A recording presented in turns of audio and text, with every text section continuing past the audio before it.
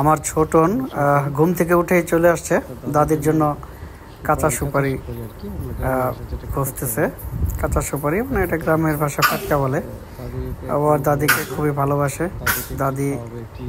দাদির জন্য কি করবে, দাদি কি খাবে, দাদি কি প্রয়োজন সেদিকে ওর খুব খেয়াল। এটা নিয়ে সারাদিন ব্যস্ত থাকে। আমার এটা খুবই ভালো লাগে। দাদি ওকে অনেক ভালোবাসে। দাদি ওরে সাঁতার শেখায়, হ্যাঁ, পড়াশোনা শেখায়। ওর এই সুপারি টোকানোর ব্যাপারটা দেখে আমার ছোটোবেলার কথা মনে পড়ে গেল। আমিও ছোটোবেলায় দাদির জন্য এই সুপারি টোকাইতাম, না দাদির কাছে দিলে দাদি অনেক খুশি হতো। সেও যদি কোথাও যেত, তার কেউ কিছু খেতে দিলে সে আবার শাড়ির আঁচলে করে নিয়ে আসতো, এনে আমাদেরকে দিত।